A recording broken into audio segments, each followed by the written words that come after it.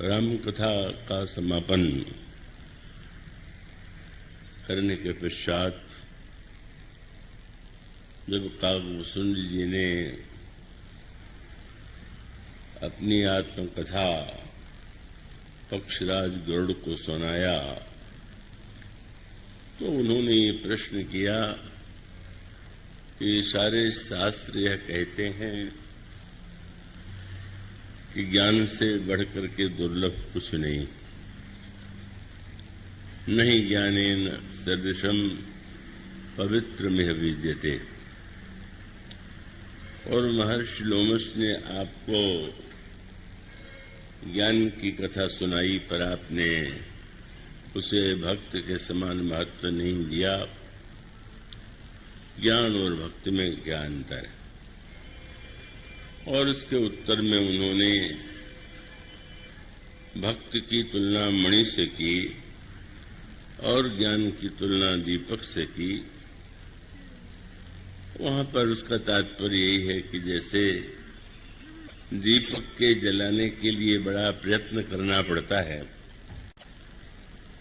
और उसके पश्चात भी उसके बुझने का भय बना रहता है, इसी प्रकार से ज्ञान की उपलब्धि में बड़ा श्रम है, बड़ी समस्या है। और ऐसा ज्ञान दीपक यदि प्रज्वलित भी हो जाए तो उसके पश्चात दीपक जलाने के बाद भी तो यह भय बना ही रहता है कि कहीं कोई हवा का झोंका आकर के दिए को बुझा न दे। तो इसलिए ज्ञान में जो ये समस्याएं हैं, जब मनुष्य ज्ञान का दीपक जला लेता है तो उसके सामने दो बाधाएं आती। मैं आशा करता हूं कि आप उसे एकाग्रता से सुन रहे होंगे। एक तो जैसे कि आपके घरों में जब प्राचीन काल में तो दिया जलाया जाता था, तो दिया जलाने का के बाद एक तो यह है कि अगर आंधी चलने लगे और तेज हवा का झोंका आ जाए तो दिया बुझ जाएगा। लेकिन मान लीजिए आप खिड़की बंद कर लें और इस तरह से बाहर की आंधी से, हवा के झोंके से अपने को बचा लें तो भीतर एक समस्या बनी रहेगी। क्या कि अगर आपकी प्रिय पत्नी ही वो तो भीतर है और वो दीपक को बुझाने में प्रयत्नशील हो जाए तो भी तो दीपक बुझ सकता है। स्त्रियां जब दीपक बुझाती हैं तो बहुधा प्राचीन परंपरा से वो आंचल के हवा के द्वारा का दीपक बुझाया जाता था। तो मानस में एक बड़ी सुंदर बात कही गई कि जो बाह्य जो विघ्न बाधाएं ज्ञान के दीपक को बुझाने के लिए अगर वो बाहर से आ रही हैं तो इंद्रिय द्वार झरोखा नाना, तहता सुर बैठे करिथाना, आवत देखें विषय व्यारी, ते हठ देहि कपाट उघारी।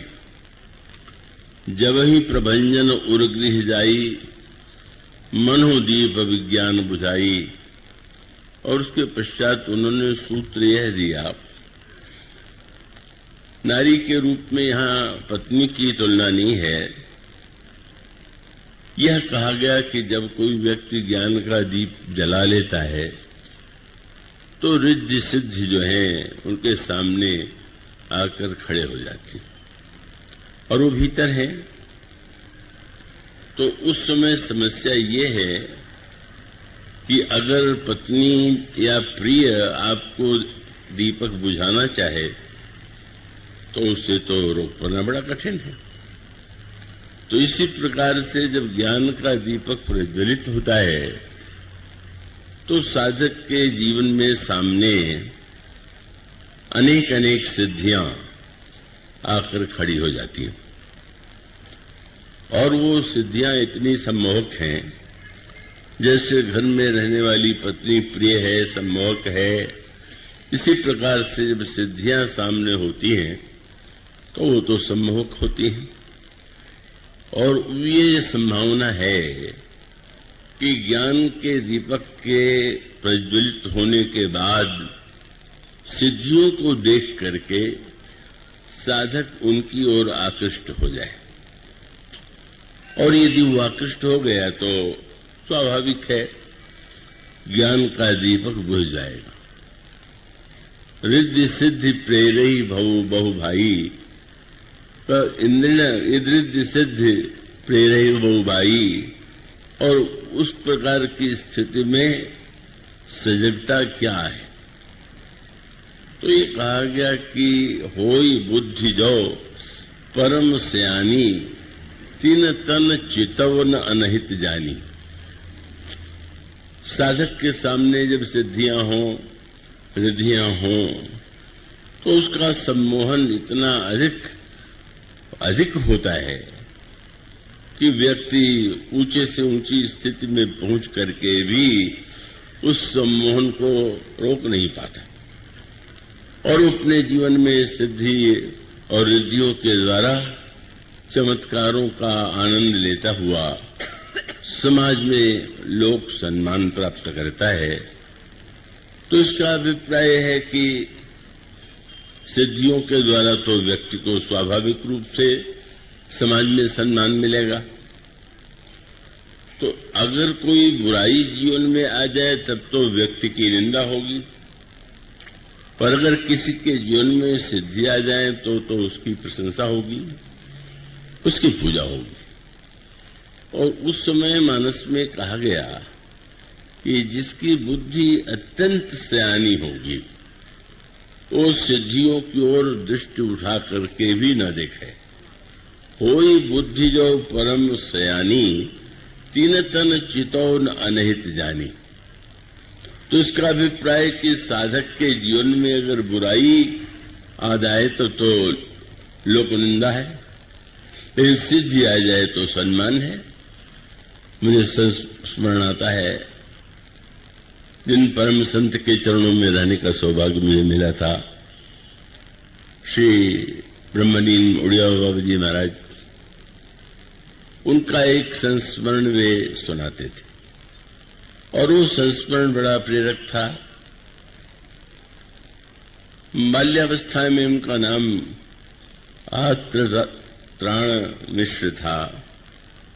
स्वभाव से ही जीवन में त्याग वैराग्य की वृत्ति थी और उड़ीसा के वे रहने वाले थे, इसलिए सब लोग उनको उड़िया बाबा के नाम से ही जानते थे, पुकारते थे।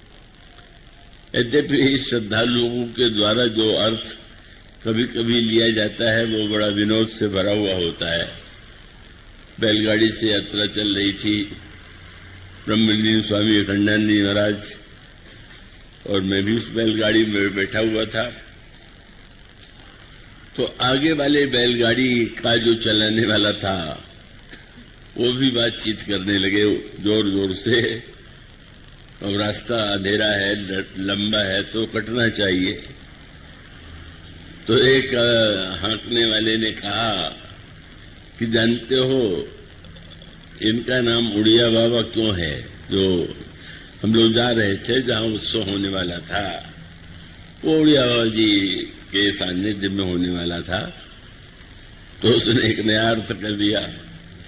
उसने कहा वो जमीन पर नहीं चलते, उड़ के चलते, इसलिए उड़ गया। तो हंसी आ गई। वो कोई जमीन पर ही चला करते थे, उड़ के नहीं जाते थे। पर वो चमत्कार की कल्पना से उसने किया कि भाई संसार के साधारण व्यक्ति तो जमीन पर चलते हैं, एक महापुरुष जो है जिसके विषय में इतना उसकी ख्याति, वो भी जमीन पर हम लोगों की तरह चले तो ठीक ही नहीं है। तो श्री डेरा बाबा जी महाराज का एक संस्मरण बहुत ही समझ में आने वाला गया। घर में रहते हुए व्याकुलता हुई और उन्होंने साधना का निर्णय किया। आसाम में जो कामाक्षा मंदिर है, जो देवी के सिद्ध पीठों में से एक महानतम सिद्ध पीठ माना जाता है, बाबा हो गए। उन्होंने साधना किया और साधना के बाद एक चमत्कार उनके जीवन में अचानक आ गया, और वो था कि जो भी व्यक्ति सामने से आ रहा है, क्या कहां से आ रहा है, क्या करके आ रहा है और उसके मन में क्या विचार है, उसे जान लेते थे। और जब उन्होंने 1, 2, 4 को बता दिया तो भीड़ लगने लगी। मालाओं के द्वारा लाद दिया गया, भेंट आने लगी। पर 10 दिनों तक इस चमत्कार के बाद, जैसे उनकी स्वाभाविक वृत्ति थी, अचानक उनको ये लगा कि ये सिद्धि क्या है, सचमुच कल्याणकारी है। और तब उन्होंने देवी से प्रार्थना किया कि मेरी आपसे यही प्रार्थना है कि जो ये चमत्कार मेरे जीवन में आ गया है, आप इसको समाप्त कर दीजिए। ये शक्ति मुझे नहीं चाहिए। क्यों नहीं चाहिए? तो उन्होंने कहा कि मैं आपका चिंतन करूं या भगवान का चिंतन करूं, इसके स्थान पर सामने वाला क्या करके आ रहा है, क्या सोच रहा है, इससे बढ़कर के समय की कोई बर्बादी हो सकती? हम याद यही करने लगे कि सामने वाला कहां से आ गया, क्या सोच रहा है, तो दिन भर हम केवल दूसरों के बारे में ही सोचते रहेंगे। और तब देवी ने प्रार्थना स्वीकार कर लिया और वो चमत्कार उनसे दूर चला गया। तो उसका अभिप्राय यही है कि चमत्कार में बड़ा सम्मान है, लेकिन गोस्वामी जी ने जैसा कहा कि लोक मान्यता अनल सम करत कानन दाव, तो ज्ञान के दीपक के साथ यह समस्या है कि साधक अगर रिद्धि सिद्धि को अपना लक्ष्य बना ले तो निश्चित रूप से संसार में उससे सम्मान भले ही प्राप्त हो, पर ज्ञान का जो चरम उद्देश्य है वो उससे दूर चला जाएगा। इसलिए आपने अगर ध्यान से देखा हो, रिद्धि सिद्धियों की बात भी मानस में बताई गई, चर्चा की गई, लेकिन सर्वदा एक विशेष बात आप पाएंगे। अब जैसे भगवान शंकर जो हैं त्रिकालज्ञ हैं, सर्वज्ञ हैं, लेकिन कैसी अनोखी सी बात है, जब सती जी के हृदय में भगवान की लीला को देख करके मोह हुआ तो बहुत समझाने का उन्होंने प्रयास किया, और बहुत समझाने पर भी जब उनके समझ में नहीं आया तो भगवान शंकर ने कहा, अगर तुम्हारे हृदय में इतना संदेह है तो तुम जाकर परीक्षा लो।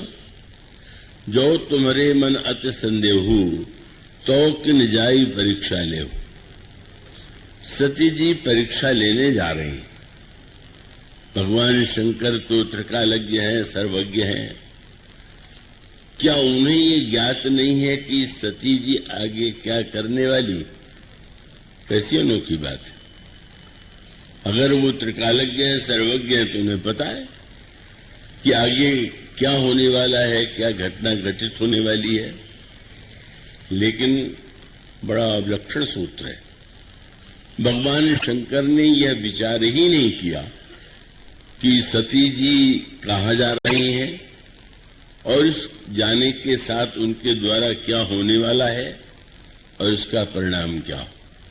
और तब वो आपको एक सूत्र मिलेगा, और वो सूत्र यही था कि पहले तो भगवान शंकर को लगा मोरे कहे न संशय जाही, विध विपरीत भलाई नहीं। पर आप तो सर्वज्ञ हैं, त्रिकालज्ञ हैं, उपाय तो सोचिए।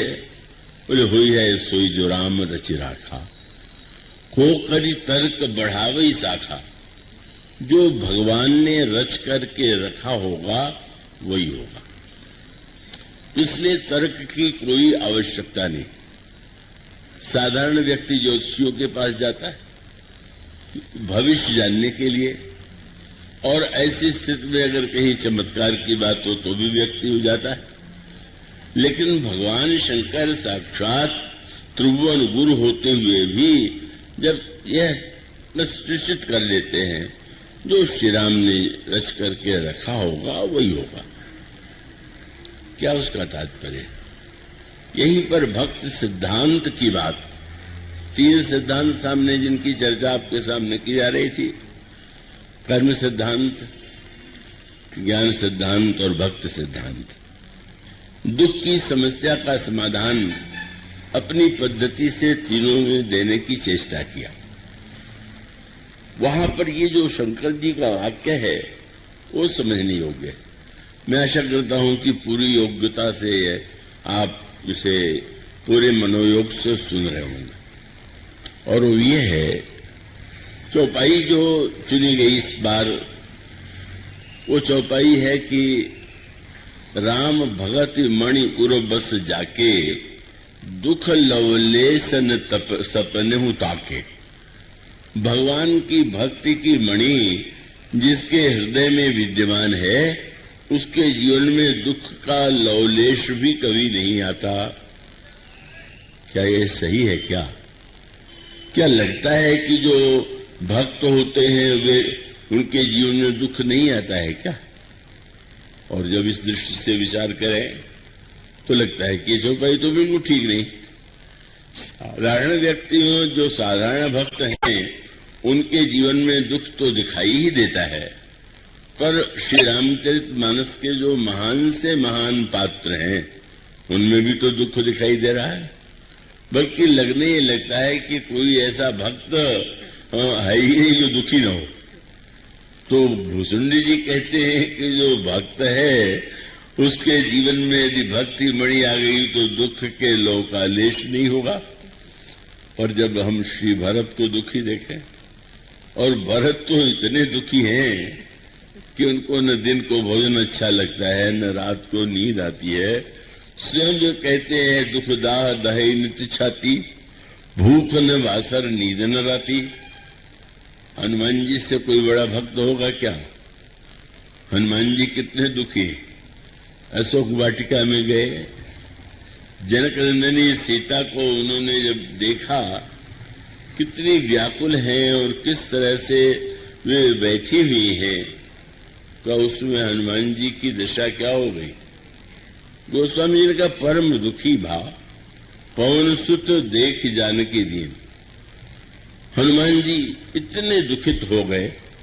श्री भरत के जीवन में दुख दिखाई दे रहा है, हनुमान जी के जीवन में दुख दिखाई दे रहा है, और अन्यों को कौन कहे, साक्षात भक्त रूपा सीता जी के जीवन के दुख का तो कहने क्या। कितना अधिक दुख और कितनी अधिक पीड़ा उनके जीवन में दिखाई देती।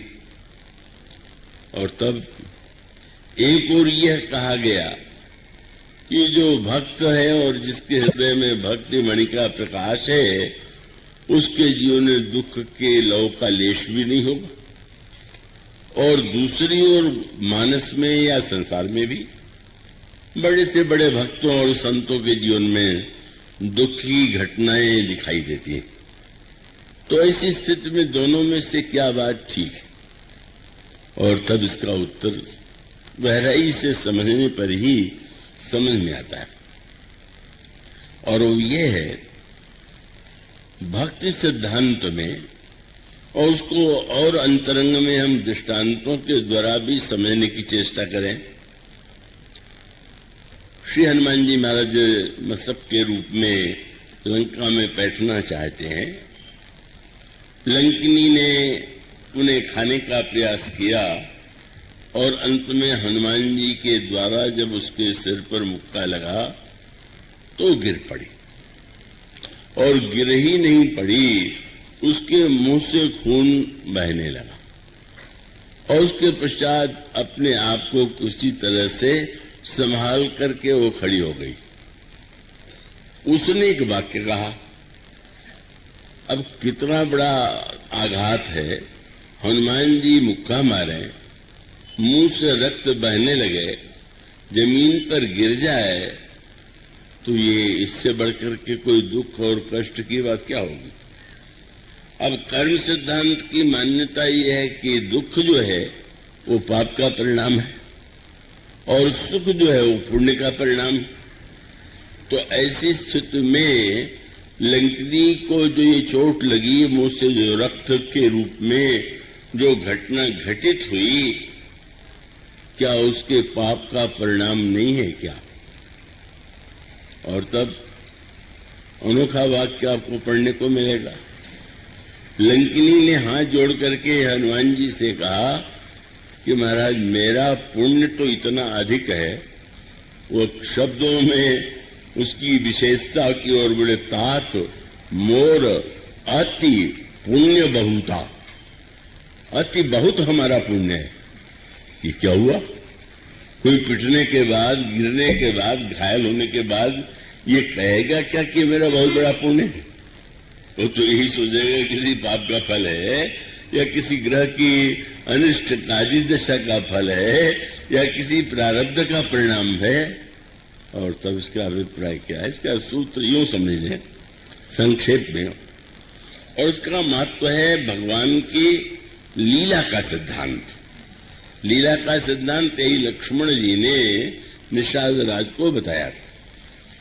चर्चा जो लोग कर रहे होंगे या नहीं हों समझ सकते हैं कि निषाद राज के मन में बड़ा दुख है कि श्री राम को इस सुख के प्रसंग में जिस कैकेयी ने इतना कष्ट दे दिया, तो उससे बढ़कर के कोई मंदमती है ही नहीं। पर लक्ष्मण जी ने जब ये कहा कि नहीं, व्यक्ति को तो अपने ही दुख कर्म का परिणाम प्राप्त होता है, कोई दूसरा दुख और सुख को देने वाला नहीं है, तो उसके पश्चात निषाद राज यह पूछ सकते हैं कि अगर आप यह कहते हैं कि प्रत्येक व्यक्ति सुख और दुख अपने ही कर्म के परिणाम स्वरूप प्राप्त करता है, तो श्री राम को जो ये दुख मिला, क्या उसका अभिप्राय है कि उनके जीवन में भी कोई ऐसा पाप हुआ होगा, कोई ऐसा अनर्थकारी कार्य हुआ होगा। इसी का उत्तर दिया श्री लक्ष्मण जी ने कर्म सिद्धांत, ज्ञान सिद्धांत और भक्ति सिद्धांत के द्वारा, और वो समझने योग्य दृष्टांत है। और वो दृष्टांत ये है कि जैसे नाटक के मंच पर अगर कोई व्यक्ति पात्र आपको मंच पर रोता हुआ दिखाई दे, हंसता हुआ दिखाई दे, या दुखी हो और सुखी दिखाई दे, तो अगर अभिनेता रोता हुआ मंच पर दिखाई दे रहा है तो उसके वो पाप का परिणाम है कि नहीं। रोना अगर दुख का लक्षण है और वो रो रहा है मंच पर, और इतने नहीं, अभिनेता तो जब रोते हैं तो बेचारे जो दर्शक होते हैं उनकी आंखों में आंसू आ जाते हैं, बड़े भावुक है, रोने भी लग जाते हैं। अब उसे किसका परिणाम माने। भक्त के सिद्धांत में मूल तत्व ये है कि सृष्टि को अगर हम कर्म का परिणाम माने तो जैसा कर्म है वैसा परिणाम प्राप्त हो रहा है, और ज्ञान के सिद्धांत से माने तो इसका अभिप्राय यह है कि सृष्टि का जो मिथ्यात्व है, जिसने स्वप्न को सत्य मान लिया है, उसने दुखी हो रहा है। और अगर वो ये जान ले कि ये तो केवल स्वप्न मात्र है तो दुख नहीं रहेगा जीवन में। पर भक्ति सिद्धांत में लीला शब्द को जोड़ा गया। ये जो संसार का निर्माण हुआ है, ये क्यों हुआ, और उसका सूत्र भक्त शास्त्र ने दिया कि ये भगवान की लीला। स एकाकी ना रमत तदा द्वितीयम अस्यत। ईश्वर के हृदय में खेल करने की इच्छा उत्पन्न हुई, कौतुक करने की इच्छा उत्पन्न हुई, और अकेले तो खेल खेला नहीं जाता है, इसलिए उसने संकल्प किया संसार क्यों बनाया, बोले खेलने के लिए, लीला के लिए। और जब खेल और लीला के बनाया तो उसका अर्थ मंच पर अभिनेता का रोना न उसके पाप का परिणाम है और न तो किसी ग्रह दशा का परिणाम है, बल्कि सत्य तो ठीक उल्टा है। उल्टा क्या है कि अभिनेता जब मंच पर रोता हुआ दिखाई दे और दर्शक रो रहे हों तो सबसे अधिक प्रसन्न कौन होता है? वो रोने वाला अभिनेता। मन ही मन सोचता है क्या बढ़िया मैंने रो के दिखाया कि सब रोने लगे, मैं रो तो ही रहा था, मुझे तो ये नाटक में पाठ दिया गया था इसलिए ऐसा मैंने किया। इसीलिए मानो संकेत यही है कि अगर ये समझ में आ जाए कि ये सृष्टि भगवान की लीला, समझना कोई सरल नहीं है, कहना तो बहुत सरल है, लेकिन जब ये दिखाई दे कि लीलावत्तु कैवल्यम, भगवान की यह गिरिजा सुनो राम की लीला, इस सृष्टि के मूल में भगवान का जब संकल्प जागृत होता है लीला करने का, तो मंच में जो व्यक्ति अभिनय करने वाले हैं वो तो अलग अलग प्रकार के दिखाई देंगे। कोई रोता, कोई हंसता, कोई पिटता, कोई पीटता दिखाई देगा, तभी तो कोई नाटक खेला जाएगा। लेकिन देखने वालों को उससे दो सूत्र मिलते हैं, और एक सूत्र ये है कि बस आप उसको अपने जीवन में अनुभव कर सकते हैं। आप नाटक में बैठ करके भले ही रो रहे हों, लेकिन जब नाटक समाप्त हो जाए तब भी क्या आप रोते रहेंगे क्या? तब आपको याद कर लेना होगा कि नहीं भाई, ये तो एक नाटक में हुआ और बड़ा सशक्त नाटक हुआ, और ऐसी स्थिति में उस समय आपने करुणा का आनंद लिया, और उस करुणा की पीड़ा में जो आपके आंसू हैं वो किसके परिणाम? दर्शक जब रोता है तो उसके पाप का फल है कि पुण्य का? और दर्शक रो के भी प्रसन्न क्यों होता है? आपने देखा वो लोग कहते हैं भक्त भगवान की कथा कहते कहते भक्तों के आंसू आ जाते हैं।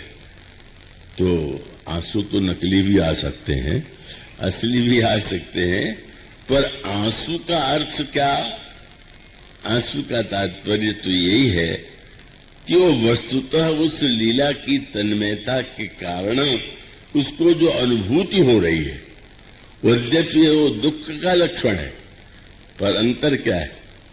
कोई दूसरी जगह पिटे तो दुखी होगा, पर नाटक में पिटने की बात देख के उसको प्रसन्नता इसलिए हो लेती है कि हम पिटे भी नहीं और पिटे का दृश्य भी देख लिया। स्वयं उस अनुभूति में जो एकाग्रता है, तन्मयता है, उसका आनंद ही व्यक्ति के जीवन का। मानो जब हम नाटक को नाटक के रूप में देख लेते हैं तो लगने लगता है कि जो कुछ दिखाई दे रहा था वह तो एक नाटक का अंग ही था। और रामायण में इस लीला सिद्धांत का बड़े विस्तार से वर्णन किया गया है। ये भक्तों के जीवन में जो दुख की घटनाएं हैं, जो दुख दिखाई दे रहा है, उसके मूल में क्या तात्पर्य है, क्या उद्देश्य है? अब मानस के प्रारंभ में ही प्रसंग आता है, देवर्षि नारद के हृदय में अभिमान उत्पन्न हो गया। काम क्रोध लोभ को जीत लेने के पश्चात वे भगवान शंकर के पास जाते हैं। भगवान शंकर उन्हें उपदेश देते हैं, संकेत करते हैं कि आप इसका वर्णन भगवान विष्णु से न कीजिएगा।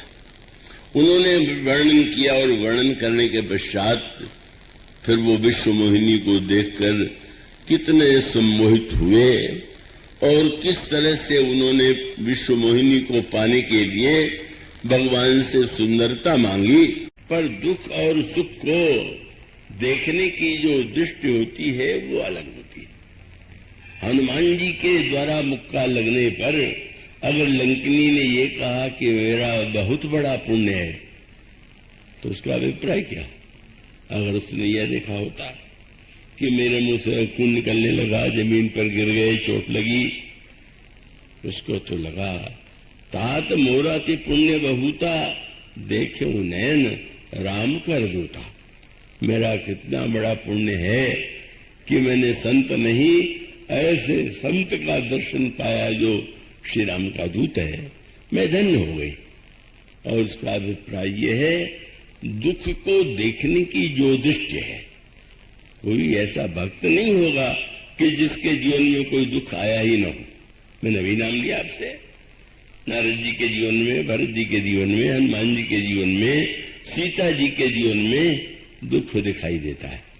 लेकिन फिर वही सीता जी इतनी दुखी हैं कि भगवान राम ने पूछा कि सीता जी का दुख कैसा है, तो क्या सीता कहत विपत्ति विशाला और बिनहि कहे भल दीन दयाला। और हनुमान जी ने जब सीता जी का संदेश सुनाया तो प्रभु संदेश उस समय हनुमान जी के द्वारा सीता जी के दुख की कथा सुन करके भरी आए सुन सीता दुख प्रभु सुख ऐना भरी आए जल राजीव नैना। भगवान राम के आंख में आंसू आ गया, आंसू आ गया। ये तो बहुत अच्छी बात है। भक्त कहते हैं कि भगवान यदि कृपा करे तो द्रवित हो जाए, और द्रवित होने के बाद जो द्रवित होता है उसके आंखों में आंसू आ जाना स्वाभाविक है। और आंसू आ जाने के बाद भगवान ने तुरंत सुग्रीव से कहा, अब विलंब के कारण कीजिए। क्यों विलंब करते हो? मानो एक ओर देखें कितनी दुखी है सीता जी, जिन्हें दुख करके हनुमान जी कितने अधिक दुखी हो रहे हैं, और दूसरी ओर भगवान राम रो रहे हैं। पर ये रोने की योजना किसने बनाई थी? ये दुख की योजना किसने बनाई थी? और तब आप पढ़ते हैं कि एक दिन दंडकारण्य में जब लक्ष्मण जी फल लेने के लिए गए थे, तो प्रभु ने सीता जी से अकेले में कहा, एक नाटक करने जा रहा हूं। तो महाराज लक्ष्मण के सामने क्यों नहीं कहा? बोले उसके सामने कह देता तो नाटक थोड़ा बिगाड़ देता। मैं अगर ये कहता कि राक्षसों को मारने के लिए नाटक करना है, तो कह देता कि इसके लिए इतने नाटक की क्या आवश्यकता है, मैं एक ही बाण से मार देता हूं। अब वो तो ठीक ही है, अब नाटक जैसे हो और धनुष रखा जाता है, जो नाटक होते हैं, और उसमें राजा उठते हैं और उठ करके कोई गिर जाता है छूके, कोई नहीं उठा लिखता है हाय हाय मैं नहीं उठा पा रहा हूं। अरे तो बांस का बना धनुष है, एक साधारण व्यक्ति भी तोड़ सकता है। पर राजाओं को पाठ दिया गया है कि नित्य में नाटक करके यही दिखाना है कि उठ नहीं रहा है धनुष इतना भारी। वो तो एक समाचार पत्र में घटना निकली थी कि एक अभिनेता ऐसा था जो रावण के रूप में जो कार्य करने जा रहा था, तो स्वयंवर सभा का उस दिन अभिनय था, और उस रावण बनने वाले अभिनेता को जलपान ठीक से आयोजकों ने नहीं दिया। सबसे इतना क्रोध आया कि जब वो धनुष रावण उठा तोड़ने के लिए, तो रामायण में तो ही आता है कि रावण चुपचाप चला गया, पर ये जो रावण था वो आ गया और आई ले गया, धनुष को उठा के तोड़ दिया, और राजा जनक धनुष तोड़ दिया, विवाह मुझसे करो। और तब चतुर अभिनेता ने जो जनक बना हुआ था उसने बात को संभाल लिया। उसने कह दिया कि अरे मूर्ख सेवको, ये कौन सा नकली धनुष उठा के ले आए थे, असली धनुष जाके के ले आए। मानुष का अभिप्राय है कि नाटक में तो जिस समय जो करना चाहिए, भगवान राम ने कहा सुनो प्रिया व्रत रुचिर सुशीला, मैं कछु करब ललित नर लीला, तब लगी पावक करहु निवासा, जब लगी करहु निशाचर नासा। एक योजनाबद्ध रूप से भगवान ने योजना बनाई, सीता जी को अभिनय सौंपा गया, और उस अभिनय के अनुकूल में आगे की घटनाएं हुई। और इसका अर्थ क्या हुआ कि तत्व तो जो कुछ हुआ वो एक नाटक का अंग था, लेकिन नाटक में जो आपको दिखलाया जाता है उसको झूठे ही मत मान लीजिए, क्योंकि उसका उद्देश्य होता है। नाटक देख करके दर्शक आनंद ही नहीं लेता है। नाटक में अगर ये लगे कि बुरे कार्य करने वाले अपराधी को दंड मिला, तो सामने वाले के हृदय में बुराई से बचने की प्रेरणा प्राप्त हो। और इसका अर्थ यह है कि जब व्यक्ति ये दुख आदि की घटनाओं को केवल घटनाओं के रूप में देखता है, हमारी इच्छा पूरी हो गई तो सुखी हो गए, नहीं पूरी हुई तो दुखी हो गए। लेकिन जो भक्त है, निषाद राज से लक्ष्मण जी ने यही कहा, तुम कह रहे हो कि इस उसकी सैया पर सोए हुए हैं, लेकिन तुम दुखी हो रहे हो, तो जिसको सोना पड़ रहा है वो भी दुखी है क्या? श्री राम से पूछो, बन जाने से उन्हें दुख हुआ है क्या? कुश की सैया पर सोने से उन्हें दुख हुआ है क्या?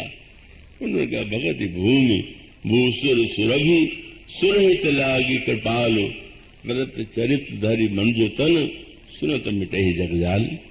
मानो ज्ञानी कर्म सिद्धांत कहता है, अपने ही कर्म का परिणाम हम भोग रहे हैं, दूसरे को दोष मत दीजिए। ज्ञान सिद्धांत कहता है संसार मिथ्या है, और जैसे सपने में भी दुख की घटना देख करके रुलाई आ जाती है, व्यक्ति जगने पर भी थोड़ी देर तक दुखी रहता है, पर समझ लिया तो वो उसका मिट जाता है। और भक्त ये कहते हैं कि जब हम सारी घटनाओं में प्रभु की लीला का आनंद पाने लगे, लीला के तत्व का आनंद लें और लीला के उद्देश्य को हम जीवन में अपना लें, तो हमें दुख की समस्या का समाधान मिल जाता है। आज इतना ही, इसके बाद की चर्चा कल।